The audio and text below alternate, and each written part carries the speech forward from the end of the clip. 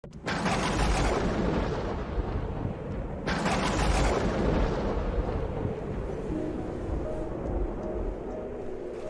Seigneur soit avec vous. Et avec votre esprit. Évangile de Jésus-Christ selon saint Luc. Gloire à toi, Seigneur. En ce temps-là, Jésus dit à ses disciples cette parabole. Voyez le figuier et tous les autres arbres, regardez-les. Dès qu'ils bourgeonnent, vous savez que l'été est tout proche. De même, vous aussi, lorsque vous verrez arriver cela, sachez que le royaume de Dieu est proche. Amen, je vous le dis, cette génération ne passera pas sans que tout cela n'arrive. Le ciel et la terre passeront, mes paroles ne passeront pas. Acclamons la parole de Dieu. Louange à toi, Seigneur Jésus. L'anthropologie chrétienne, c'est-à-dire la vision que le christianisme a de l'être humain, cette vision qui se détache d'une part de la loi naturelle et d'autre part de l'écriture, de la révélation. L'anthropologie nous enseigne que l'homme a été créé par Dieu pour aimer et pour être aimé. C'est pourquoi on comprend mieux ce que disait saint Augustin dans cette phrase, que notre cœur est inquiet jusqu'à ce qu'il repose en Dieu. C'est en Dieu, Dieu qui est l'amour, c'est en Dieu que l'homme voit combler toutes ses envies, envie de félicité, envie de bonheur, envie de salut. C'est en Dieu que l'être humain trouve toutes les réponses à ces questions. Tu nous as fait pour toi, et notre cœur sera inquiet jusqu'à ce qu'il repose en toi, dit saint Augustin dans son œuvre Les Confessions. Tu nous as fait pour toi. Le Seigneur nous a fait pour lui. Et notre cœur sera toujours inquiet jusqu'à ce qu'il repose en Dieu. C'est en Dieu que nous devons reposer toutes nos questions, toutes nos envies, tous nos désirs. Le désir de félicité, le désir de bonheur. Nous devons le reposer en Dieu. La vocation de l'être humain est donc double. Aimer et être aimé. Aimer Dieu en premier, aimer Dieu en premier. L'amour que nous avons pour Dieu doit être au-dessus de tous les autres amours. C'est lorsque tu aimeras Dieu au-dessus de tout que tu pourras bien aimer les autres choses. Notre Dieu n'est pas un Dieu qui soustrait. Le Seigneur ne t'enlève pas ta famille. Le Seigneur ne t'enlève pas ton travail, tes amis, tes loisirs. Notre Dieu est un Dieu qui additionne, qui multiplie, qui ajoute. Mais il a le droit de recevoir la première place dans nos cœurs. Aimer Dieu au-dessus de tout. Premier commandement. Tu aimeras le Seigneur au-dessus de tout. Tu aimeras le Seigneur de tout ton cœur. L'amour que nous avons pour Dieu doit primer, doit être au-dessus de tous les autres amours. Et oui, chers frères et sœurs, le Seigneur a le droit d'être aimé au-dessus de toute autre chose par nous. Il a le droit d'occuper la première place dans nos cœurs. C'est une vocation de l'homme. Vocation signifie appel. Vocare du latin, l'appel. Et Dieu nous a appelés à aimer. À l'aimer en premier. Il doit occuper la première place dans nos amours. Et c'est lorsque nous aimerons Dieu en premier que nous pourrons aimer nos familles comme il convient, que nous pourrons aimer nos amis, que nous pourrons aimer notre travail, que nous pourrons aimer notre patrie, que nous pourrons aimer notre Église. Parce que tous les autres amours sont des créatures de Dieu. Si tu n'aimes pas le Créateur, il est difficile pour toi d'aimer les créatures de ce Créateur. Et ta famille est une créature de Dieu. Tes amis, ton travail est un don de Dieu. Ton église est propriété de Dieu. Tu ne peux pas aimer ton église plus que Dieu lui-même qui l'a fondée. Tu ne peux pas aimer ta famille plus que Dieu lui-même qui l'a créée. Donc, Dieu au-dessus de tout, aimer, mais aussi être aimé. Nous tous, nous avons besoin d'être aimés. Nous tous, nous avons besoin de se sentir aimés, de se sentir accompagnés, de se sentir consolés. C'est aussi une vocation de l'homme d'être aimé. Quelle joie, quel bonheur de vivre avec des personnes qui se sacrifient pour toi, qui montrent une certaine réciprocité en amour. Quelle joie, quel bonheur de vivre avec des personnes qui répondent à ton amour par des gestes d'amour aussi. Quelle joie. Nous sommes appelés par Dieu à aimer et à être aimés. À aimer Dieu en premier, mais aussi parce que c'est une réponse de Dieu qui nous a déjà aimés. Le Seigneur nous a déjà aimés en premier. Il a fait le premier pas en amour. Notre amour pour Dieu n'est qu'une réponse. Nous répondons à l'amour de Dieu en lui offrant aussi notre amour. Aimer Dieu en premier.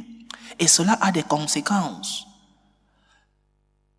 La charité, la définition chrétienne de la charité, c'est aimer Dieu et aimer les hommes par amour pour Dieu. Parce qu'il est parfois difficile d'aimer les hommes. Il est parfois difficile d'aimer ceux-là qui nous font du mal. Il est parfois difficile de pardonner ceux-là qui nous offensent. Mais par amour pour Dieu, par gratitude pour Dieu, nous devons aimer ceux-là qui sont autour de nous. Aimer Dieu et aimer le prochain. Maintenant, aimer le prochain, il est très facile de dire « je t'aime ». Ce sont des mots. Parfois des mots qui n'ont pas de contenu. Parfois un époux dit à sa femme « je t'aime », mais le lendemain porte main sur elle. Ce sont des mots qui n'ont pas de contenu. Nous avons vidé de contenu le concept de l'amour. Qu'est-ce que nous mettons dans l'amour de nos jours? Je t'aime. Je t'aime par parole ou alors par courtoisie, je t'aime. Nous devons remplir de contenu ce que nous disons, ce que nous appelons amour. Quel est le contenu que tu mets dans le je t'aime, Seigneur? Quel est le contenu que tu mets dans le je t'aime, mon frère, mon prochain? Quel est le contenu? Je t'aime, Seigneur. Tu dois le démontrer avec ce que nous, les franciscains de Marie, appelons les œuvres de gratitude. Aimer avec des œuvres. Je t'aime, Seigneur, mais je m'en fous de tes commandements. Je t'aime, Seigneur, mais je te tourne le dos. Ce n'est pas cela de l'amour. Je t'aime, Seigneur, malgré mes faiblesses, malgré mes chutes, malgré mes péchés. Je t'aime, Seigneur. Je continue d'être avec toi. Je m'abandonne à toi, Seigneur. Ce sont des preuves de l'amour. Pas un je t'aime qui est intéressé. Pas un je t'aime qui attend un intérêt après. Je t'aime, Seigneur. Mais je t'aime avec toute ma vie. Je t'aime parce que tu occupes la première place dans mon cœur. Mais aussi des œuvres de gratitude, des œuvres de l'amour envers nos prochains. Je t'aime, chérie, mais il n'y a pas de geste d'amour, il n'y a pas d'œuvre, des actes d'amour. Il n'y a pas de contenu dans ton je t'aime. Aimer le prochain avec des œuvres.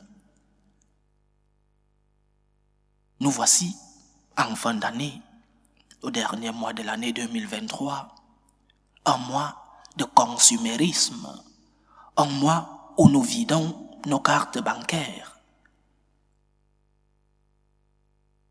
Peux-tu faire un peu de charité à ceux-là qui n'en ont pas?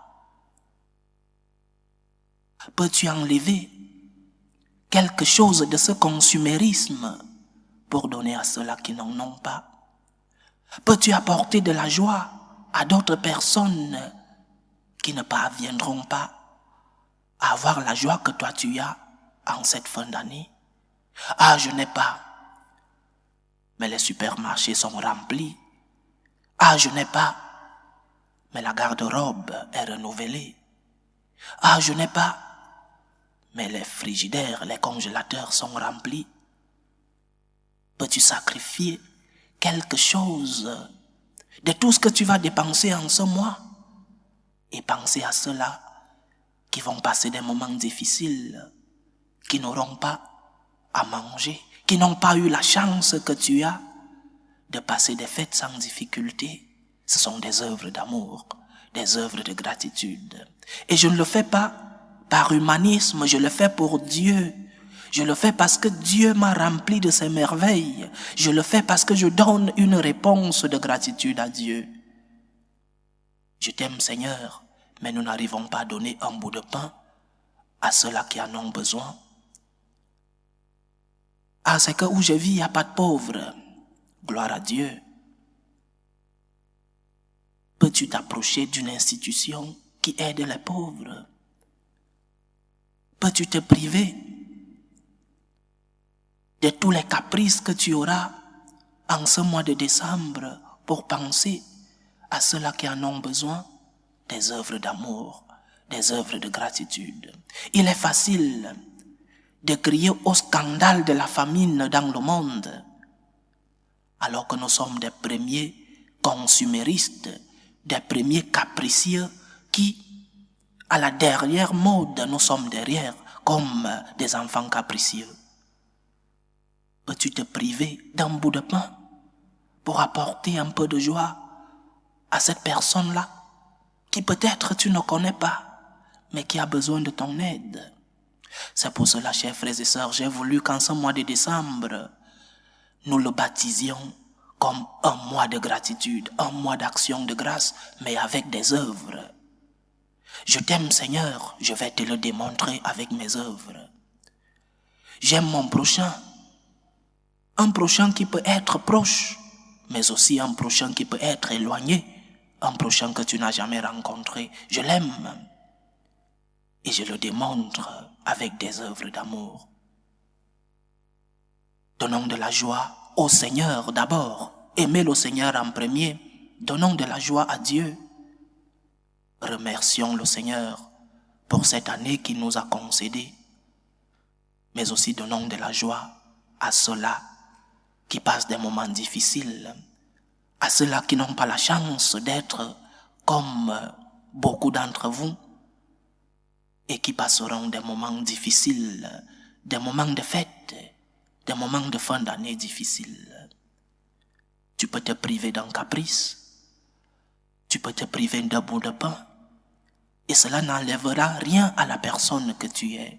Au contraire, cela t'apportera des bénédictions, parce que la gratitude, c'est le remède de l'âme. Je te remercie, Seigneur, parce que tu m'as donné et je tends la main aux autres. Je te remercie, Seigneur, parce que tu m'as rempli de tes bénédictions et j'essaye d'apporter de la joie aux autres. Et si tu ne peux pas le faire parce qu'autour de toi, il n'y a pas de personnes qui vivent dans l'indigence, nous connaissons tous des institutions qui sont chargées, qui ont cette vocation d'apporter de l'aide à ceux-là qui en ont besoin. Des institutions civiles, mais aussi des institutions religieuses. Dans notre église, il y a plein d'institutions. Dans nos paroisses, dans des congrégations religieuses, nous, franciscains de Marie, par exemple. Un cœur reconnaissant, c'est tendre la main aux autres.